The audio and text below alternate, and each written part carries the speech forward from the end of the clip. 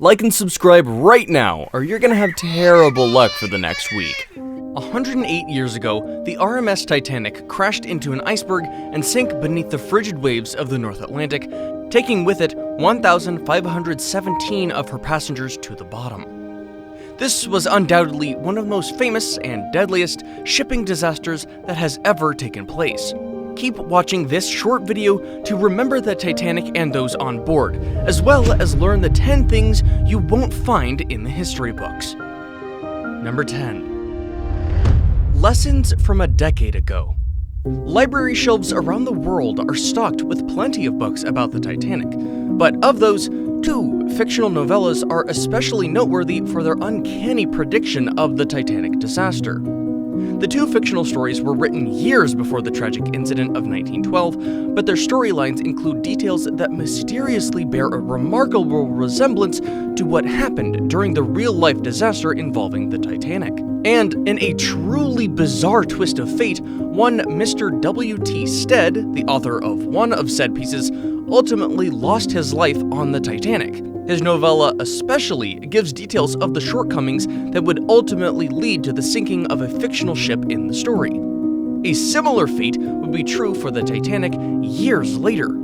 The second novella was written by Morgan Robertson 14 years before the Titanic went down. His book, The Wreck of the Titan, follows a plot with startling details that almost seem to be a prediction of the real-life Titanic disaster.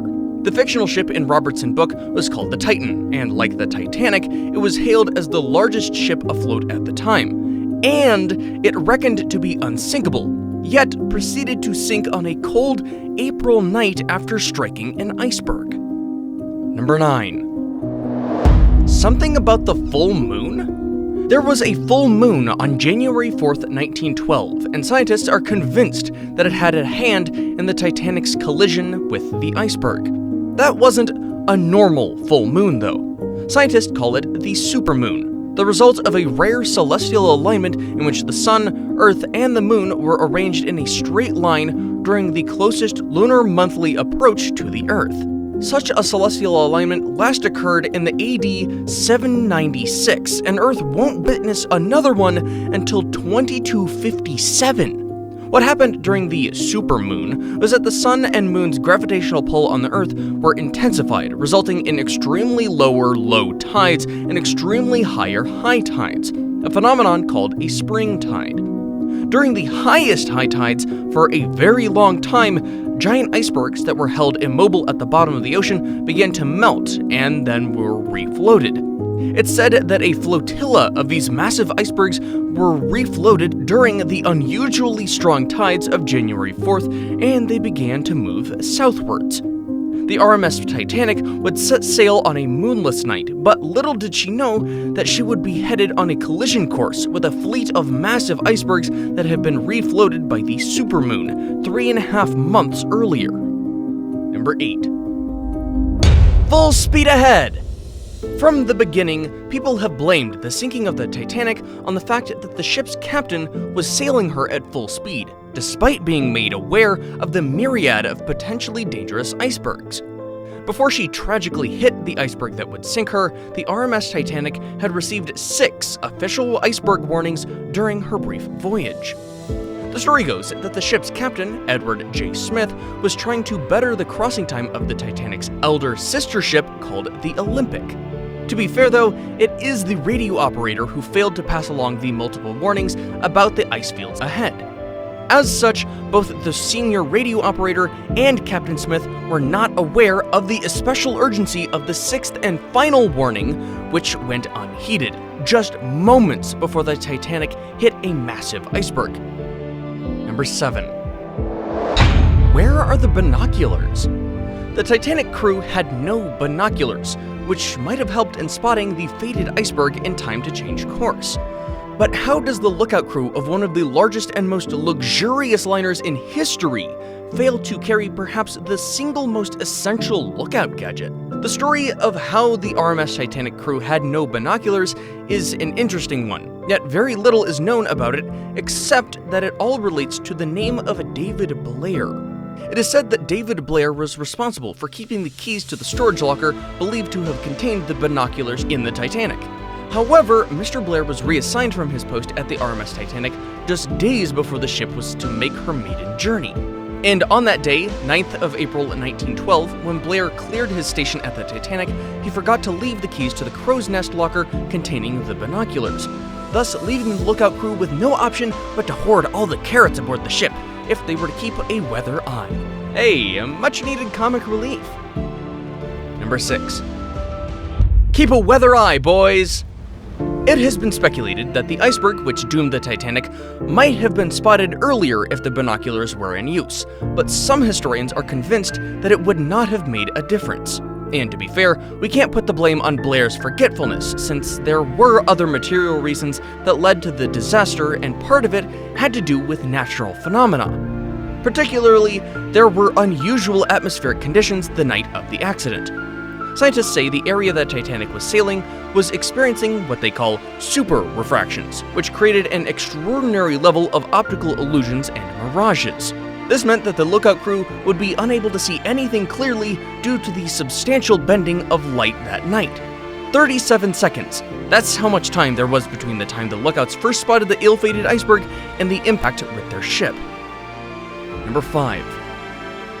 Frantic scramble for the lifeboats.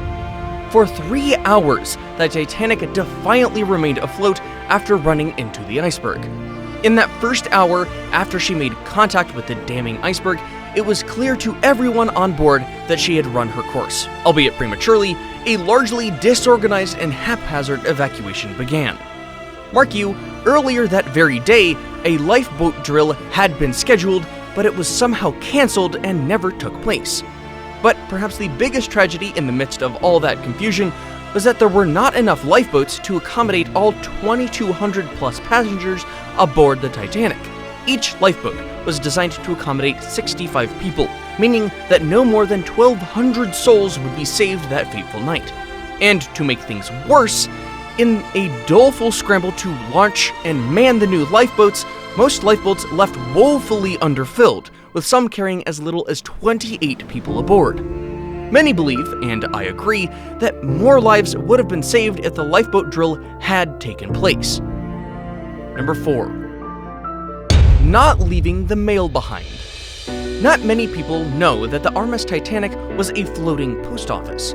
The initial R.M.S. on the luxury liner's name stands for Royal Mail Ship, meaning that it had been commissioned to handle and transport mail. There was a post office and mail room located deep in the ship's deck F and G. That's where the 5 postal clerks aboard would spend 11-hour shifts sorting the tens of thousands of letters each day.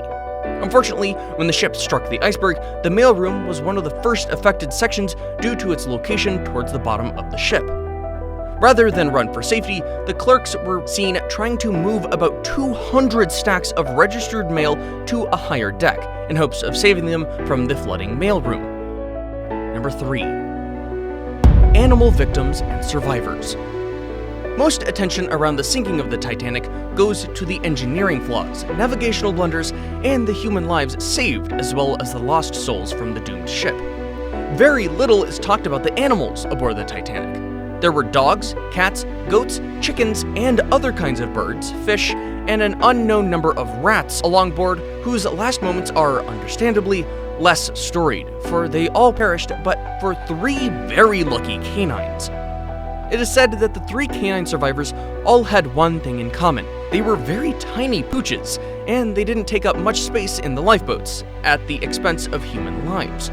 There were 12 dogs aboard, and those that didn't make it were all bigger breeds. In fact, it's rumored that the people being left behind by the lifeboats probably didn't even know that there were 3 dogs in the lifeboats. Now it's time for today's best pick. And in today's best pick, an image of the fateful day when the Titanic counted hours to her last moments above the waters of the sea. Number 2. Women and children first. Such has been the code of conduct since 1852, that in any life-threatening situation, the lives of women and children would be saved first. And it was during those 3 hours when the doomed Titanic stubbornly stayed afloat that both acts of craven cowardice and displays of extraordinary bravery all paid homage to the age-old code of conduct, women and children first. Of the 1,200 people that could be accommodated in the lifeboats, only 706 people would get a seat to safety that night, mostly women and children. Yet, when the Titanic ultimately plunged beneath the Atlantic and the last of wary farewell bids from men holding onto planks to their wives and children paddling away in the lifeboats would be heard from a distance, the final reckoning of the casualties oddly suggested that more women and children than men perished at sea that night. In all, more than 1,500 souls were lost, and had it not been for a bottle of rum, the Atlantic would have claimed the next survivor on the list. Before we move on, I've got a little challenge for you that'll take 5 seconds to complete. So here's the deal. You just leave a like on this video, smash that subscribe button and hit the notification bell, and you will get 25 years of amazing luck. Try it, it really works. Number 1. Yo ho ho and a bottle of rum? Titanic's chief baker, Charles Yolland, was among the lucky survivors of the Titanic disaster. But his remarkable survival story was different from the rest, since he was not among the lucky crew to secure a seat aboard the lifeboats. After loading bread into lifeboats for the survivors, the baker remained behind and woefully watched as the Titanic slowly shifted below the water's surface. He braved the icy waters for 2 hours before help finally arrived. His secret? A bottle of rum, which he had been gulping down one dry sip at a time to keep him from freezing out in the frigid Atlantic. Well, what do you know? There goes a happy ending to the somber tale of the Titanic. Keep it 100.